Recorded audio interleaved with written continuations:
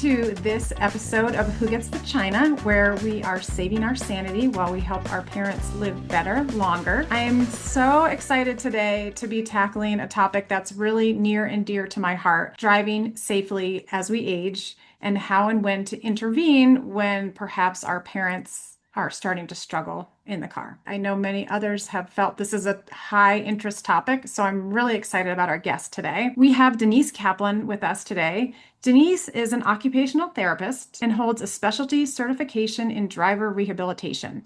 She's the owner and operator of Adaptive Driving Solutions in Littleton, Colorado. And this is her 21st year of working as a certified driver rehabilitation specialist. So we can find her at her website, adaptivedrivinglittleton.com, and I'll make sure to put all the details in the show notes. She provides clinical and in-car evaluations of drivers to identify potential safety risks, develop plans for training or adaptations so that people can keep driving as safely as long as possible. So welcome, Denise. I'm so happy to have you. Yeah, thank you for having me on the show. This is a really hot topic for so many people. I think a lot of people feel the pressure of what do I do when my parents are really not safe anymore? Yeah. For sure.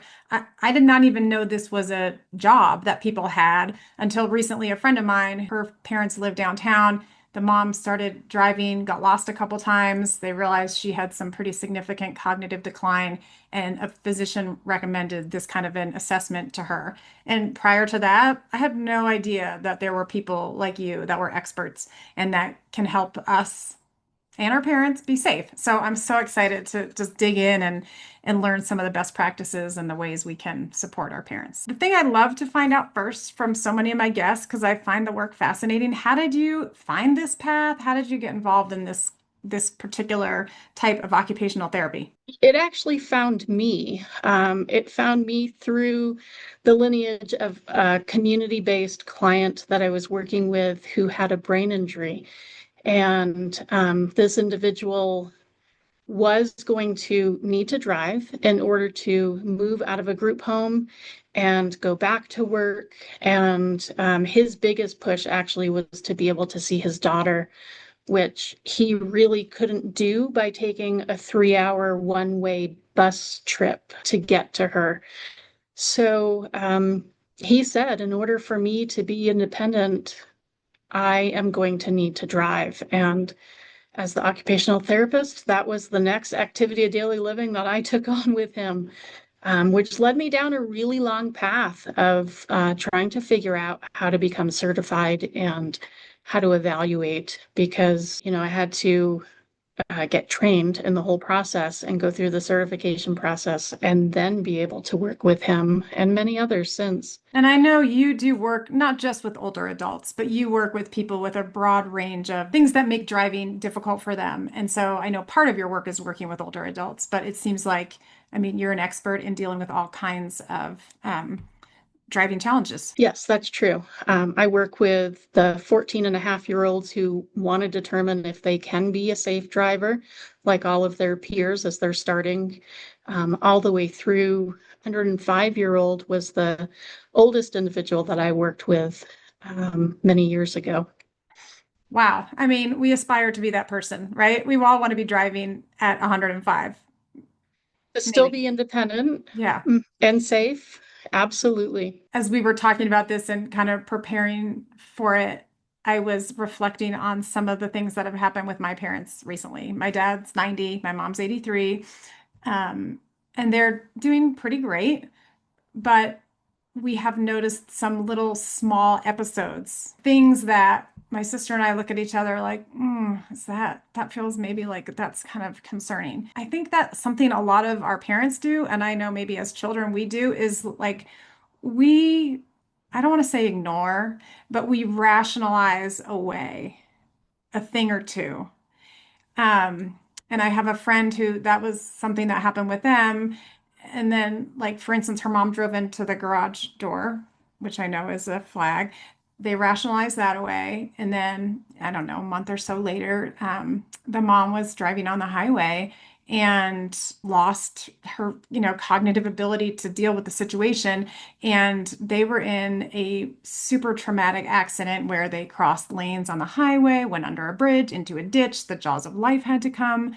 I mean, thankfully they survived, but they did have injuries, obviously. And it was a shockingly difficult wake-up call. But so I want to hear from you a little bit about some of these things that you see that maybe we brush off as kind of, oh, not that big of a deal, but that are sort of red flags that we should actually be paying better attention to. I think a lot of that actually comes before the older parent gets into the car.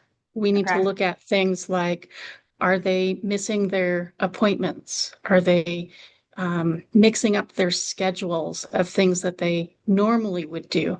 So maybe they show up a day early or a day late to their weekly bunco, and it's something that they've never had a problem managing a schedule before, but it's now becoming a problem.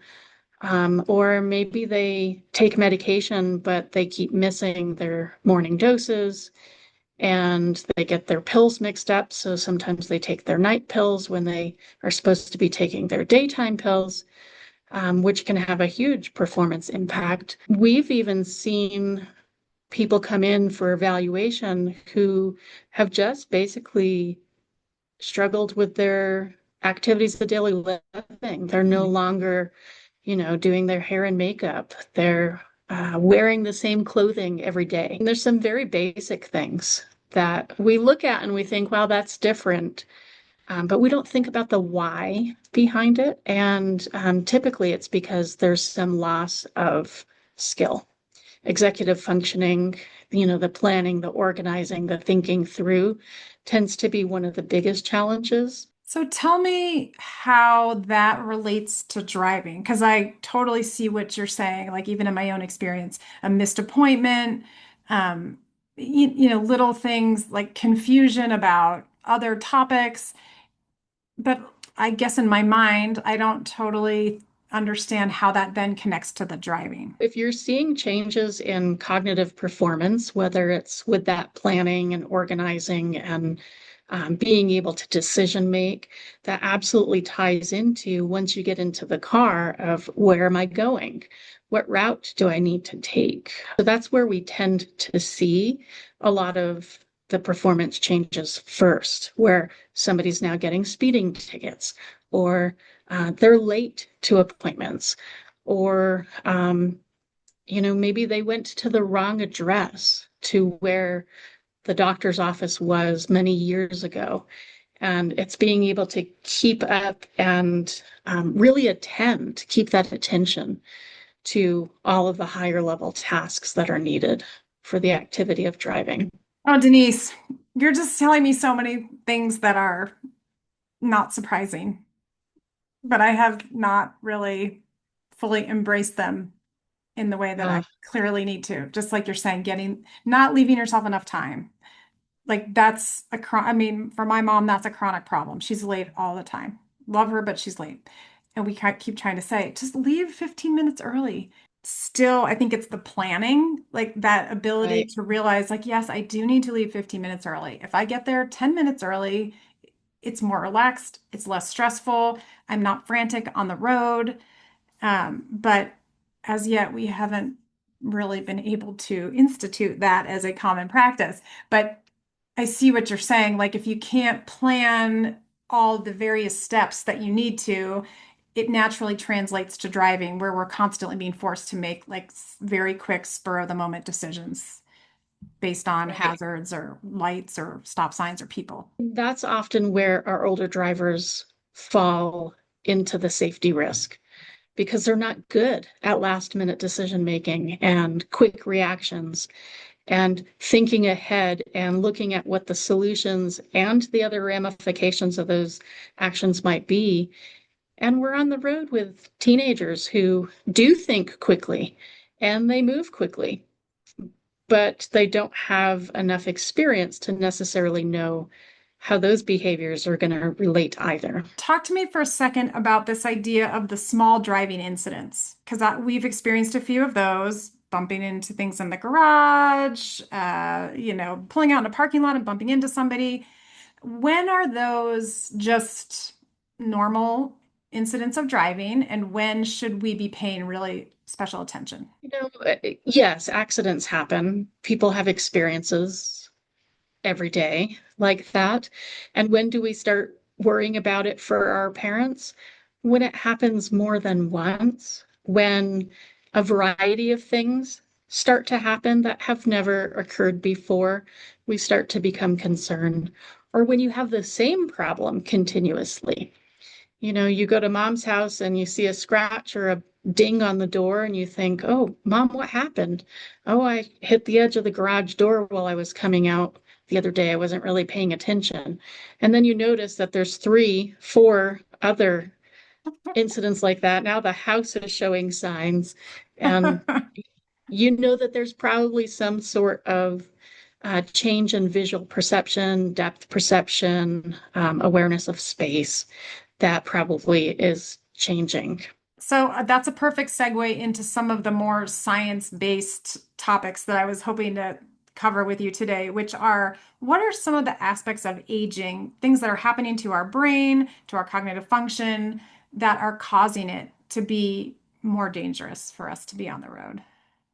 Yeah, and I should probably approach this from the side of normal aging versus aging where there's some other sort of impairment that's also associated. We definitely can talk about that Okay. and how those things are more impactful. But when you think about the normal aging population, we know that as our brain ages, our processing speed slows down.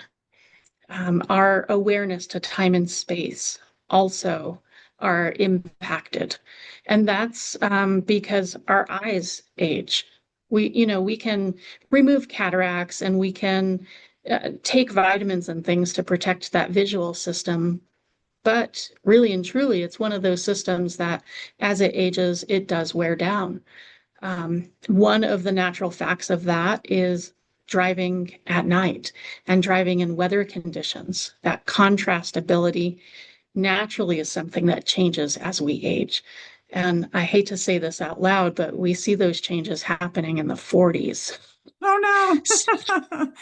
Don't say So it. some of us are already starting to figure out that those changes are coming. They prevent us from doing things in a safe manner just out of natural change. Um, our body, we're not as physically active as we once were. So our muscles lose strength. We're not as flexible. So maybe we have a harder time being able to, turn our head to check over our shoulders. There's a lot of different features and factors that change just as natural aging happens. And even what I about think the medication? Like things like that, abs right? I mean, absolutely medication impacts us all differently over our age time and how it's even broken down in our system and how long it lasts. So being able to get the right dosing and know how that is going to impact somebody over time absolutely has an impact. As part of my evaluation, I always ask people if they take any medications for sleep because that often is one of the things that it's not processed in the system the same as it is for somebody at younger ages.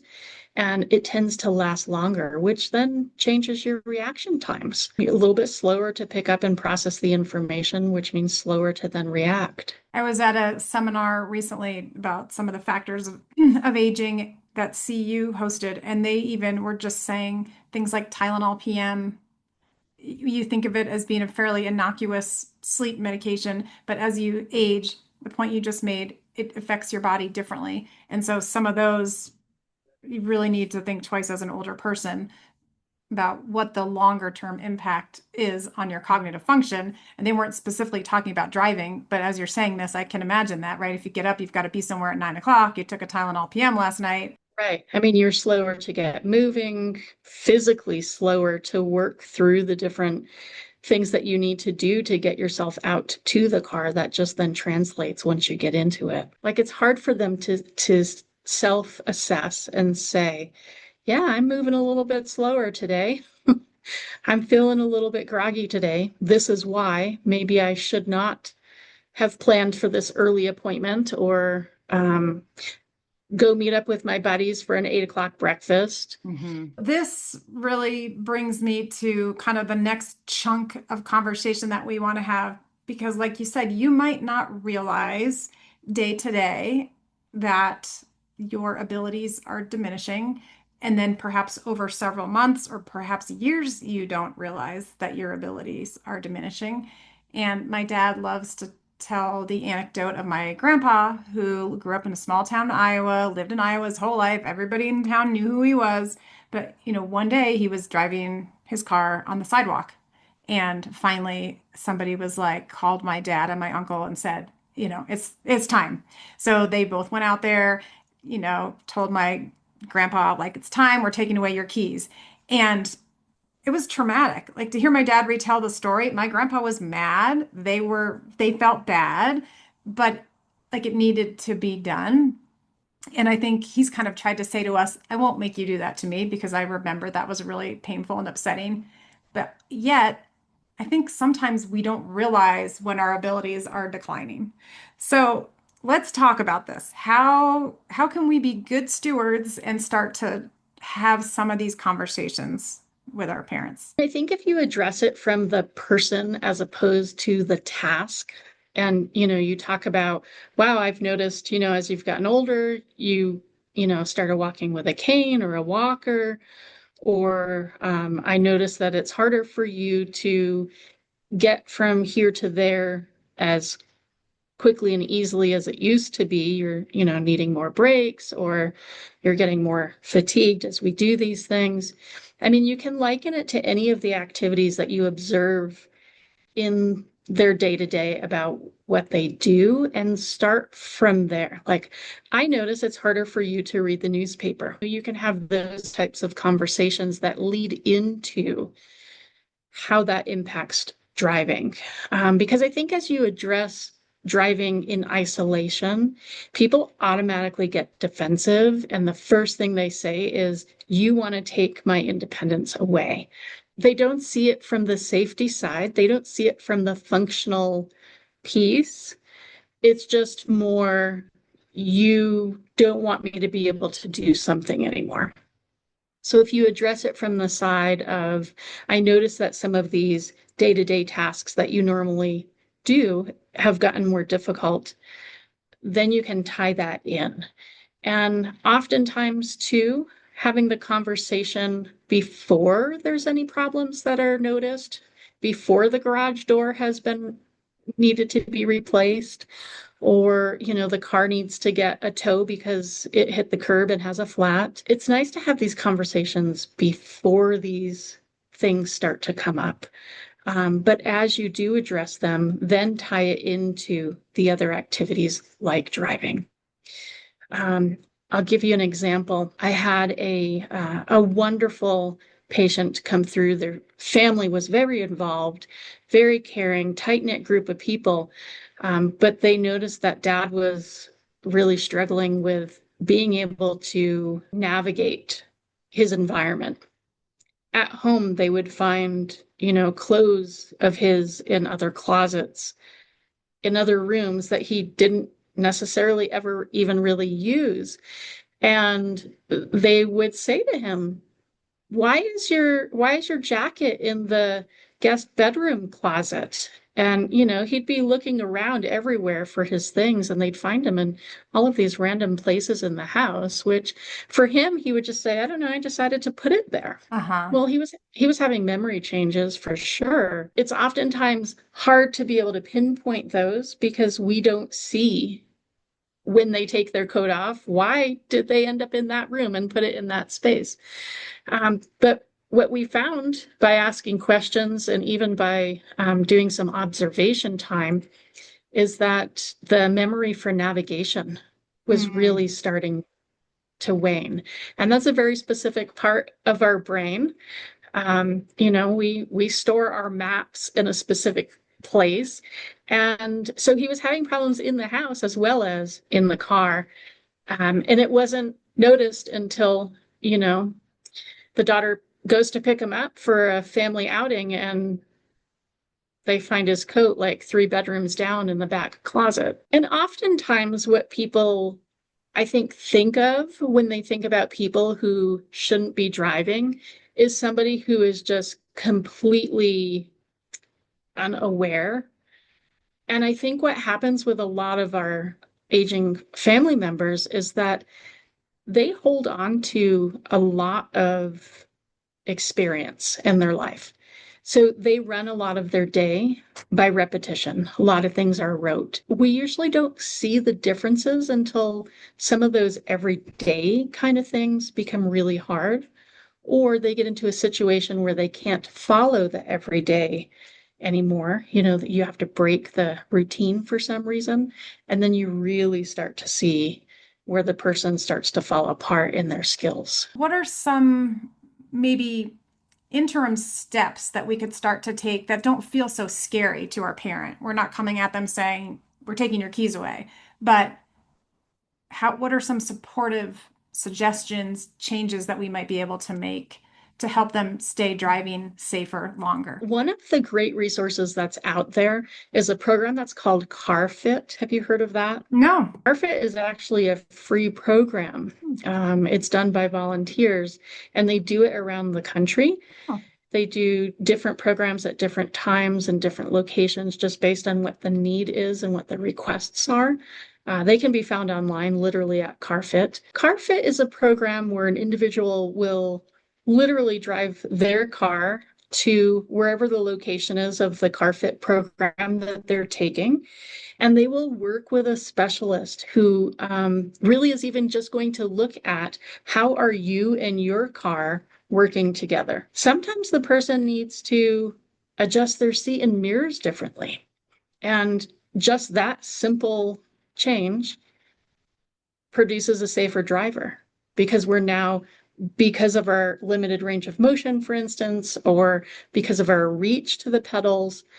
I think a lot of times people want to get really up close to the steering wheel when they're feeling unsure. And other times people get really too far and become lax in their alertness and awareness to the environment. I was thinking about this for my mom because she got a new car.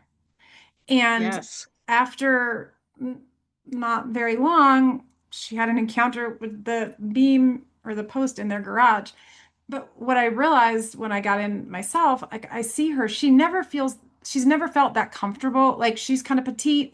And so it's hard for her to see over, and there's a little bit of a hill into the garage. And I realized there was like a little sticker kind of in the right-hand corner where the post was. And I'm not saying these all were what contributed to it, but they were factors, right? And I thought, like, yeah, I get it. If you can't see over the hood, that's not great. And what you're telling me is that this car fit program could help you just adjust it so that it's customized for you, making you safer. And recognizing with a newer car what all those features are and knowing how to turn some of them off if they're distractions. So, you've got the steering wheel that's vibrating, but you don't know why. And you have the alarm that's going off on your mirrors, but you can't figure out if it's because you're moving out of your lane or because there's another car next to you that is in your blind spot. Like understanding your car is a big factor to that program. They go through a variety of different over-the-counter type things that can be done, like adding blind spot mirrors. $5 or less from an auto parts store can give you so much more of a view of what's going on if that's part of the challenge for somebody. Being able to adjust the steering wheel at the right height and the right distance for airbag, for steering, for different types of turns. Like there's so many ways that somebody can go and check out how are me and my car working together here versus working, in an oppositional way with Right. each other. And that sounds like a thing for your mom would be great. Looking at that, just even, am I in the right place? Do you know how many times they get into a car with somebody and they don't know that their seatbelt adjusts up and down on the pillar? And, they're riding, and this is probably the case for your mom, and it's like up their neck and it's so uncomfortable. They're always pulling at it. And then they don't wear it in a way that's going to help them, but Right. you just show them where that little slide is, and now all of a sudden we're doing exactly what we need to be doing and we're protected. So this brings me to something else that I think you've mentioned is like sounds so obvious, but driving with the person while they're driving. So I know me and a ton of my friends have a kind of practice where when we go to see our Fear. parents, yes. Thank you for naming it for me. Yeah, we drive. It's just like a default scenario where we drive when we're with them. But then what happens is you're not letting them drive, and then you're not seeing what might be concerning. I think that's exactly what happens, and I hear that all of the time. I will have dinner every week with my family. They'll come and pick me up and then bring me home when we're done. Okay, well, when was the last time you actually had somebody drive in the car with you? And sometimes they say never. I've Hmm. always driven by myself. But you don't get to see what they're doing and any potential problems before you start the conversation of we're worried about your driving. Hmm. Then you're just looking at the what if there were a problem as opposed to I actually saw that it was hard for you to, make that turn or to react to that light turning yellow before running through the red light or, whatever it may be, getting in and out of a parking spot. Um, you can observe those types of behaviors and don't address them in the moment unless, there's going to be an accident or something. But take the time to regularly see what it is that they're doing. It will help that conversation later out of the car when you do say, I've noticed these things about all of what you're doing at home. And then I've noticed these things about what you've been doing in the car. And they all point in the direction of we probably need to look at doing something different or having it professionally addressed, Hmm. which I think is the answer that a lot of families would much prefer to go to. Um, and that at least has been my experience is when they start to see performance changes outside of the car and they do spend time driving as a passenger, then they're able to say, I think it's probably time for us to talk to your doctor about getting a referral to somebody who can check this out. I think my friend who had the referral, I think what was really great about that was it took the responsibility off the kids and put it on to this neutral third party expert who could say, these are the things I'm seeing, and it facilitated a family conversation that was less emotional.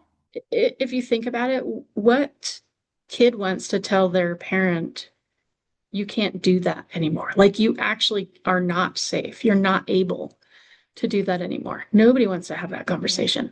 The conversation should be, I notice that these things are getting more difficult, and it sounds as though a professional has said that you need to do something else. Now, I want to help with that. I want to step in. Let me help you with getting where you need to go. Let me help you with, finding other options of going where you want to go and still be able to do it safely. Hmm. Nobody wants to have the conversation of you can't, you're not No. able to. It's kind of painful to think about if you've ever been in a situation where somebody says you can no longer do this and you used to be able to. Like there's a lot of internal emotion for that person. And oftentimes what happens is they turn that around, through the grief process, truly grieving the person that you used to be and doing the things that you used to be able to do. They turn that around. And usually it starts with anger toward the family as they process through. And that's a tough place for everybody as things are changing. People forget that driving is a skill that you had to prove to be able to do initially. People will say to me, I've had my license for 90 years, but 90 years ago, you were performing differently than you are today.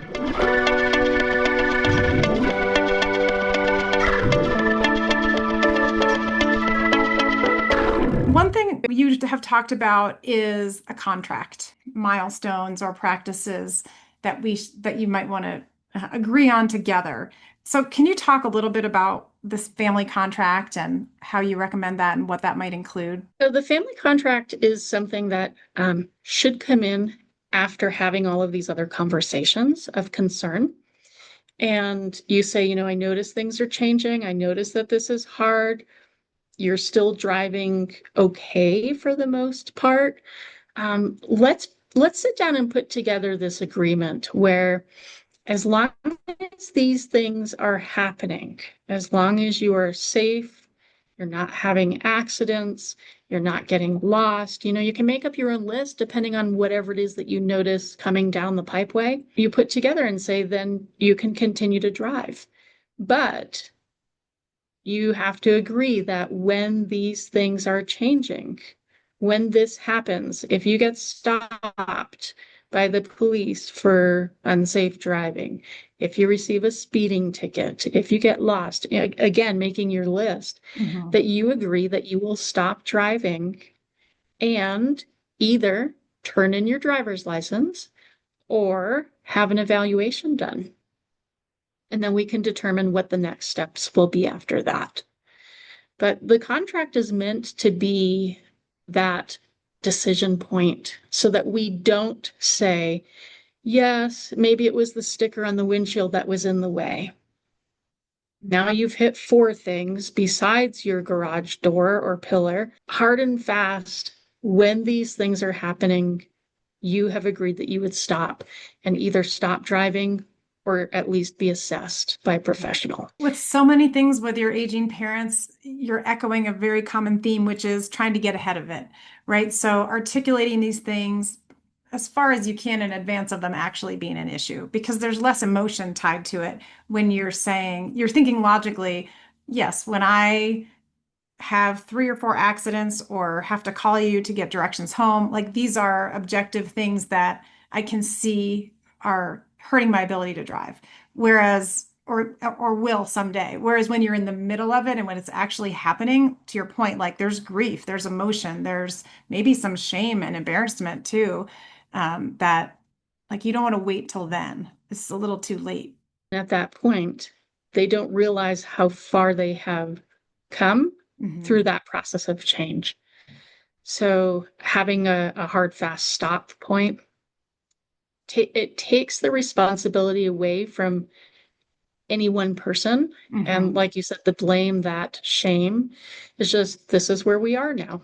Yeah. And this is the next step. You've agreed, we're going to follow this path. And I always recommend that people keep multiple copies.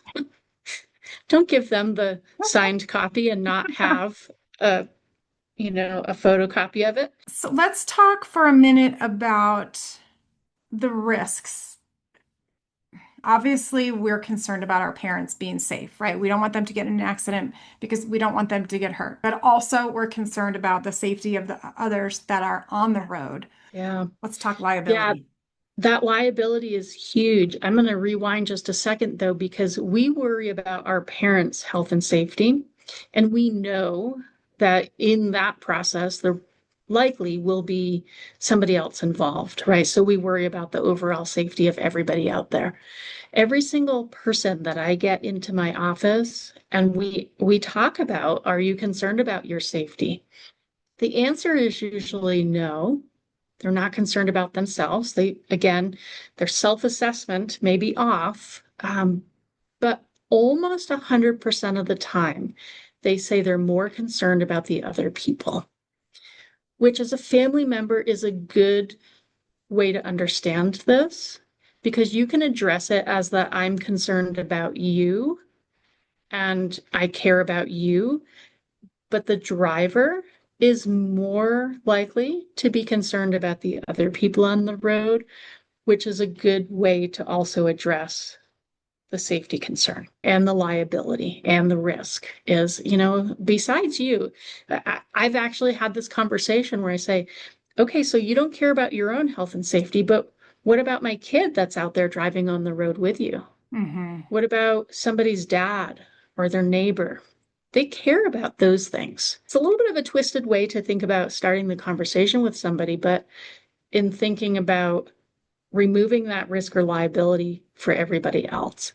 And the liability piece is huge because if somebody knows that they are having difficulty driving and they really shouldn't be out there anymore and they get into an accident, I mean, that liability on them is greater than the liability of the person who just had an accident. If you know that you can't see at night, but you went to a family dinner and it's now dark on your way home, and that was an issue with seeing the car or the person that you Mm-hmm. hit, then that can be held legally against the individual and make them fully responsible for that. So people don't think about being sued, having a legal charge of, reckless driving or even manslaughter because they hit somebody who was in a crosswalk and they couldn't identify them versus the dark street or the dark of night. And the ramifications of that, of, having that family or that individual that's involved want retribution from a financial standpoint. I'll tell you a really sad story. I had an older man who was a physician who high esteemed. I mean, this guy could talk his way out of pretty much anything.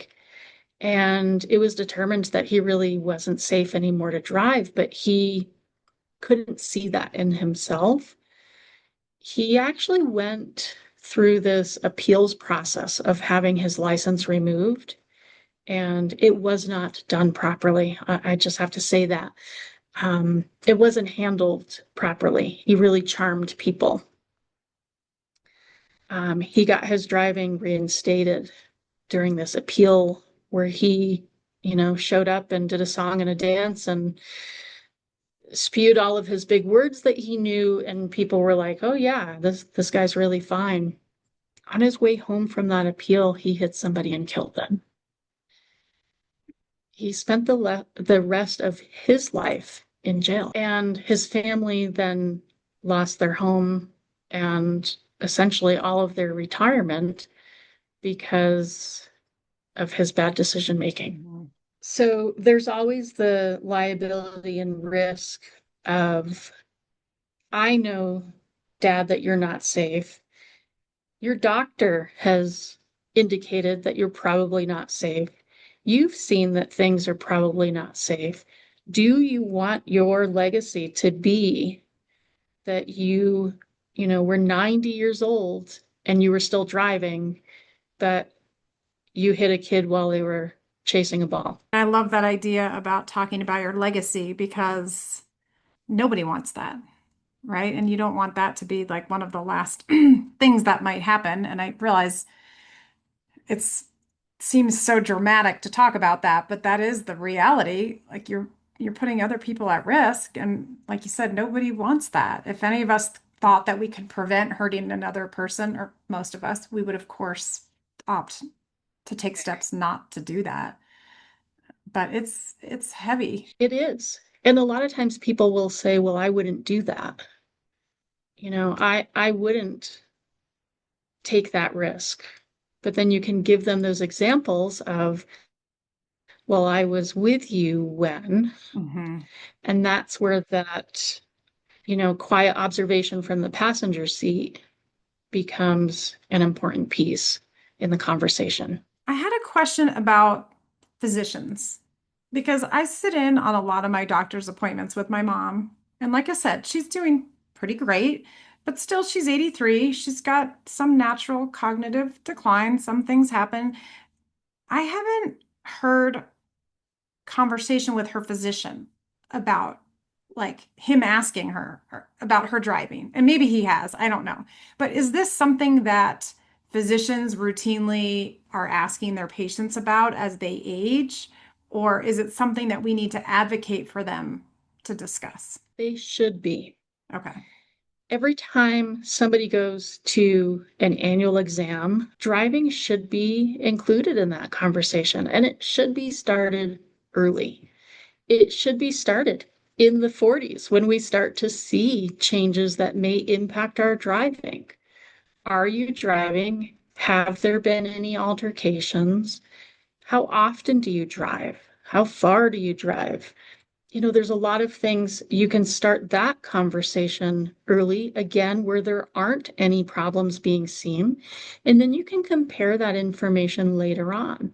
When we talked about this last year, you didn't have any driving related problems. Now you've had 2 tickets and an accident. It's time for us to think there's something changing. If doctors are not asking, they should be. And it is okay for you to bring it up in the conversation of, one of the other things that mom is still doing is driving. So, yes, she and dad still live at home and, they do okay together, but she is still driving. And that's one of the skills that should be looked at every time she comes in to make sure that she's still safe doing those things too. And they There's would be the actually a ones to make a referral to somebody like you. if doctors are not talking about it, if it's not being brought up, then we need to bring it up and we need to be educated enough to say, hey, there are these resources out there that tell me we should be looking at maybe addressing this now before we get into a bigger situation. One of the resources that you talked about was, I think it's the Hartford that has some valuable, useful tools for us. Can you talk about those a little bit? The Hartford, which is an insurance group out of Hartford, Connecticut, they have been really active in looking at safety of drivers and specifically older drivers for decades. They're actually partnered up right now with folks over at MIT and doing research studies that show the medical data versus the driving data. They really do line up. So having the evaluations done where standardized testing is utilized, looking at ages and specific test skills, it really does line up with driving related risk. The Hartford also puts together some fantastic brochures that can be either opened up online, free PDF. You can buy their books off of Amazon, or you can just open it up online and print it out yourself and be able to read through and work with it. But they have a program called We Need to Talk. And it essentially is the starting phase of I've noticed some changes in you. You're aging. Let's talk about these high risk activities that you do, driving being one of those.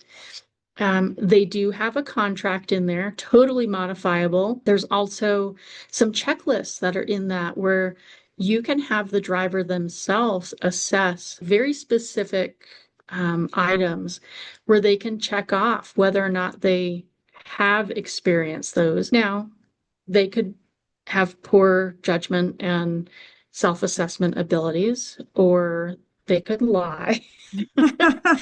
Right? Yes, they Because if could. somebody's not seeing it, no, that's never happened to me. But it's a good way for them to even look at their own skills. And Mm, there's a lot of resources in there for family members of how do we have this conversation? How do we go from where we are today to ensuring that this person is safe, whether they're still driving or not? A lot of times we have these discussions about driving and people automatically assume, well, you just can't drive anymore. The discussion is, I notice change. Let's look at how we can help and when to decide that it's not no longer safe. There are a lot of states too, as we think about very isolated specific mhm. types of things, that people can actually get restricted driver's licenses.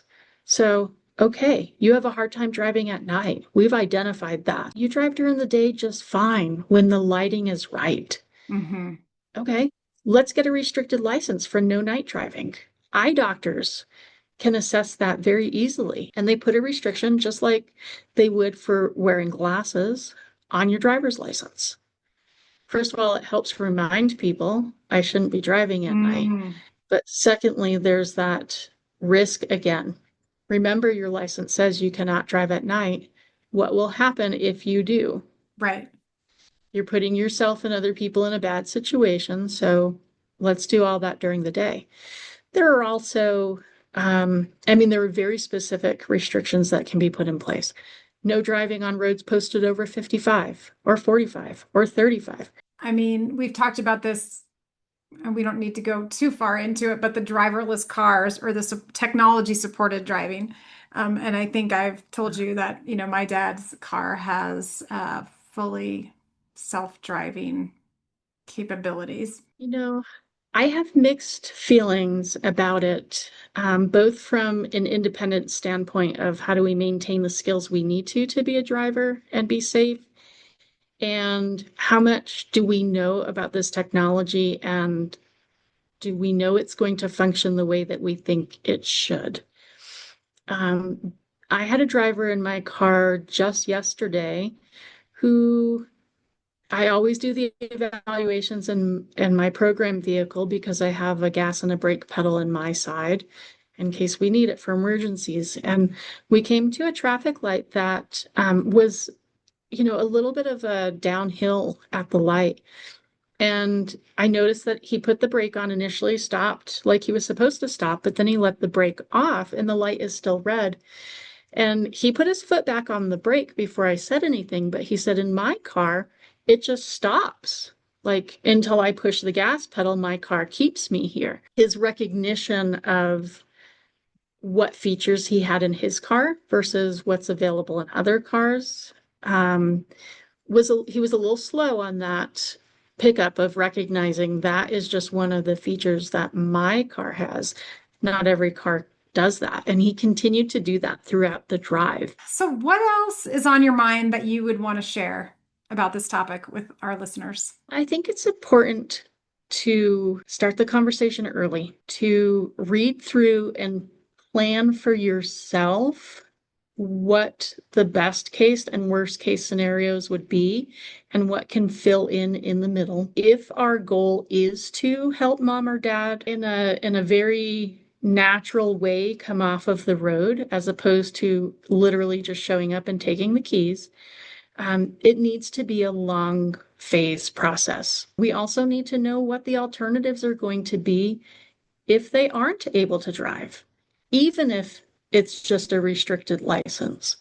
So, what are you going to do when, in another month or so at 4:30 in the afternoon, it's dark? What Mhm. are you going to do about going out to dinner? Are you going to learn to take a bus system? Are you going to hire a private driver? What transportation options do you even qualify for by age or by mobility or, whatever that may be? There are so many different options that are out there that I think we're not aware of. And it would be extremely difficult for us to expect our physician or our elderly parent to be aware of either. So to know the resources, what's out there, where are we heading with this? And I think it's important to also reassure our parents that we're doing it out of that love and protection, that safety. Um, I told somebody one time, you worked really hard to live to be 90. Why would I just say you're so unsafe? Sure, go out and drive. Right. Like you have so many other things that you can be doing with your family and your friends. Let's protect that. Let's cherish that. And a lot of times I get that type of vibe from people who come through of what is what's the hook, right? What are they going to trust? What are they going to understand? What is going to help them see? And, sometimes people will say, well, that's kind of sneaky or you're doing it in a way. Well, no, I understand what's important to them. Right. I think for families, start the conversation early, encourage it with physicians, do your research. I've given you a bunch of different Yes, you links have. and a bunch of different websites. Find a professional. It's just another mode of this OT is going to assess that specific skill Hmm. and they'll tell you if you're doing what you need to be doing or if we need to make modifications. And it's not always about stopping driving. If it needs to be, then it needs to be. But that's not the goal. And I have people come through my office that say, I can tell that you're really looking at the skill that goes into driving as opposed to this is either a yes or a no situation. Mm-hmm.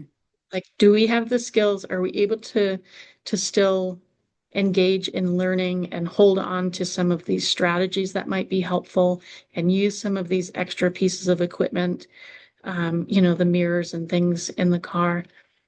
Or are we beyond that point? And a lot of times I'll tell people, today is a baseline score. We're going to look and see where you are today. If everything's great today, well, then we continue doing what we're doing. As things change over time, we can compare these scores and see how we might need to adjust. Well, you have given us awesome advice today. I mean, we've covered a lot, and I think we've got a lot of information and some best practices that we can use. I am so glad for your time. You have given me tons of great tools and resources, and I'm going to put those all in the show notes so that people can find them and do their own research to make the best decisions for them and their loved one. I'm so glad to have met you and glad that I know you live close by. So when I need to use your resources, I know where to find you. Thanks for being here today. Absolutely. Thank you so much. Yeah. Thanks, Denise. Have a great day. Who Gets the China is written and hosted by Kirsten Mao, produced by Aaron Bryce of Blue Ogden Productions. Our theme music is composed by Greg Fellman of Wind Sand Productions. Our cover art is by Jen Beam of Gigawatt Studio. For more stories and expert advice, follow along on Substack or at www.whogetsthechina.com. If you enjoyed this episode, please share it with someone who might appreciate the conversation. And don't forget to rate, review, and subscribe wherever you get your podcasts. Until next time.